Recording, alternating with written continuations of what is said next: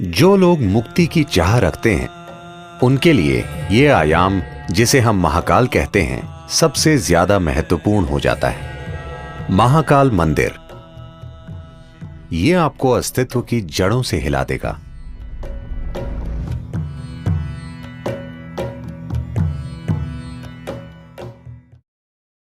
शिव एक ऐसे देवता हैं जिन्हें नाम नहीं देना चाहिए, क्योंकि उन्हें नाम देना उन्हें सीमित और छोटा करने जैसा है। साथ ही साथ उनके कई सारे नामों का संग्रह भी इस अवर्णीय रहस्य को प्रकट करता है कि वो कौन है, या इस अवर्णीय रहस्य को कि ये सृष्टि क्या है। उनके तमाम रूपों में काल भैरव या महाकाल एक महत्वपूर्ण और साथ ही उग्र रूप है। महाकाल के रूप में वो समय के स्वामी हैं। काल भैरव के रूप में वो समय के विनाशक हैं।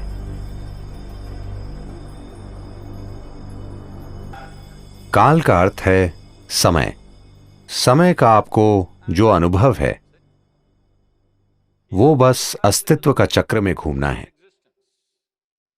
पृथ्वी एक बार घूमती है, वो एक दिन होता है। चंद्रमा पृथ्वी का चक्कर लगाता है, उसे एक महीना कहते हैं। पृथ्वी सूर्य का चक्कर लगाती है, वो एक साल हो जाता है। हर चीज जिसे आप समय मानते हैं, आपकी घड़ी भी चक्रों से जुड़ी है। हर चीज जो भौतिक है वो चक्रीय प्रकृति की है। अणु से लेकर ब्रह्मांड तक हर चीज जो भौतिक है वो स्वाभाविक रूप से चक्रीय प्रकृति की है, और अपने भौतिक अस्तित्व के कारण और आप जो हैं उसकी भौतिक प्रकृति के साथ आपके जुड़ाव के कारण आपको समय का बोध है। अब आप यहां बैठे हैं क्योंकि आपके पास एक शरीर है, इसलिए वो समय का हिसाब रख रहा है। जब आप जीवन की चक्रीय गति से मुक्त हो जाते हैं तो हम कहते हैं कि आपने मुक्ति पा ली है या मोक्ष पा लिया। तो जो लोग मुक्ति की चाह रखते हैं, जो लोग मोक्ष प्राप्त करना चाहते हैं, उनके लिए ये आयाम, जिसे हम महाकाल कहते हैं, सबसे ज्यादा महत्वपूर्ण हो जाता है। एक बार ऐसा हुआ, महान संत शुक्राचार्य, जो दानवों के गुरु थे, उन्होंने शिव की भक्ति में घोर तपस्या की और शिव को प्रकट होना पड़ा। जब वे प्रकट हुए तो शुक्राचार्य ने अमर होने का वरदान मांगा। फिर शिव बोले, यह संभव नहीं है, जो भी जन्म लेता है उसे मरना पड़ता है, कुछ और मांगो। फिर शुक्राचार्य ने कहा, मुझे कायाकल्प की शक्ति दीजिए, जिससे मैं किसी भी तरह के घाव, किसी भी तरह की बीमारी को ठीक कर सकूं। मुझे ऐसी शक्ति दीजिए। शिव, जो परम उपचारक हैं, सभी जड़ी बूटियों और औषधियों के स्वामी होने के नाते, शुक्राचार्य को संजीवनी मंत्र दिया। वो मंत्र जो लोगों की किसी भी प्रकार की बीमारी या किसी भी तरह के घाव या चोट को ठीक कर सकता था। जब शुक्राचार्य को यह संजीवनी मंत्र मिल गया तो दानव बहुत ही निडर हो गए और वे युद्ध के बाद युद्ध छेड़ने लगे। सभी दानव जो युद्ध में जख्मी हो जाते थे, किसी भी तरह के गंभीर घाव से, शुक्राचार्य उन्हें संजीवनी मंत्र से ठीक कर देते थे। तो इस वजह से दानवों की सेना एक भी आदमी खोए बिना लगातार लड़ सकती थी। देवता बहुत चिंतित हो गए और उन्हें लगा कि यह बहुत अन्यायपूर्ण युद्ध है। क्योंकि आप चाहे कितना भी लड़ लें, वे मरते ही नहीं, मगर हम मर जाते हैं। तो वे ब्रह्म के पास गए। ब्रह्म ने हस्तक्षेप किया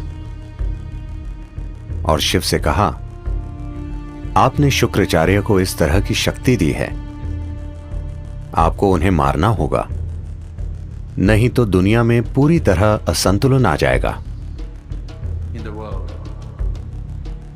दानव देवताओं के खिलाफ अनुचित फायदे में हैं। फिर शिव बोले,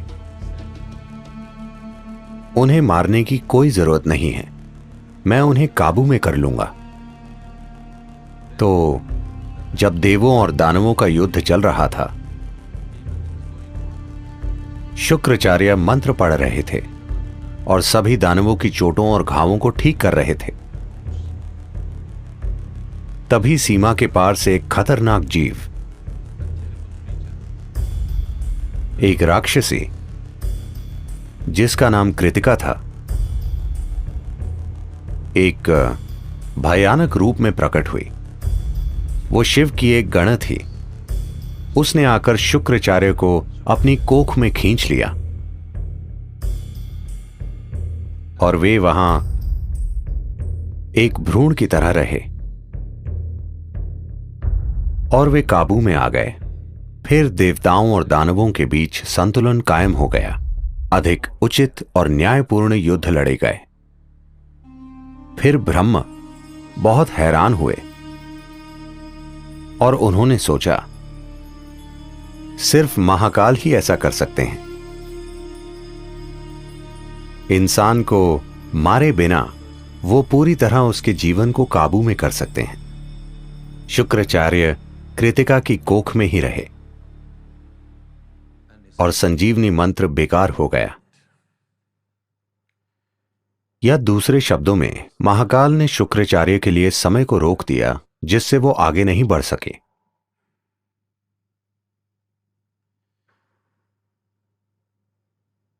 जब हम परे जाने की बात करते हैं, जब हम आध्यात्मिकता, योग की बात करते हैं,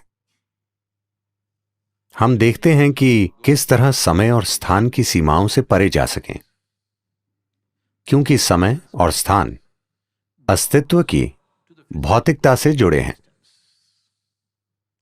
एक बार आप आध्यात्मिक होने की चाह करते हैं, उसका यह अर्थ है कि आप भौतिक से अधिक कुछ होने की चाह कर रहे हैं।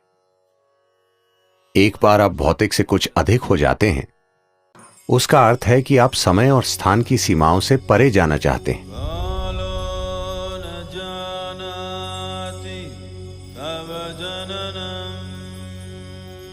महाकाल मंदिर में जिस लिंग की प्राण प्रतिष्ठा की गई है, उसकी प्रकृति बेहद असाधारण है। यह आपको अस्तित्व की जड़ों से हिला देगा। यह प्राण प्रतिष्ठा वाकई अद्भुत है। इसका एकमात्र मकसद है कि ये किसी तरह आपको विलीन कर दे। इस मंदिर में पूरी तैयारी के साथ जाना चाहिए, क्योंकि ये बहुत शक्तिशाली है और कमजोर दिल वालों के लिए नहीं है। यह आपको अंदर से हिला देता है। हर दिन महाकाल को जो भेंट अर्पित की जाती है, वो शमशान से लाई गई ताजा राख है, क्योंकि उन्हें यही पसंद है और वो जैसे हैं उन्हें वैसा बनाए रखती है।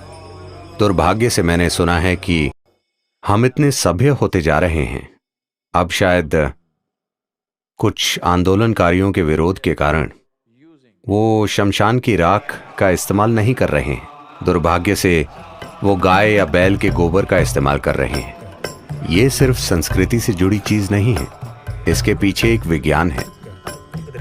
अगर हम शमशान से राख लाएं और कोई दूसरी राख लाएं, मैं आपको दिखा सकता हूं कि दोनों में क्या फर्क है। अनुभव के स्तर पर दोनों में बहुत बड़ा अंतर है और यह बहुत महत्वपूर्ण है कि इस प्रक्रिया को जारी रखा जाए, क्योंकि महाकाल का स्वभाव यही है। इस महाकाल रूप की मौजूदगी ही ऐसी है कि आपके वहां जाने पर सब कुछ विलीन हो जाता है, सब कुछ जलकर राख हो जाता है। इसका अर्थ है कि आप भौतिक से मुक्त हो जाते हैं। ये आपको परम मुक्ति की ओर ले जाता है। अगर आप इसे कोमलता से करना चाहते हैं तो हमारे पास यहां सब कुछ है। अगर आप उसे जबरदस्त तरीके से करना चाहते हैं, अगर आप वाकई जोर का धक्का चाहते हैं और आप कमजोर दिल वाले नहीं हैं, तो महाकाल मंदिर एक अद्भुत प्रक्रिया है।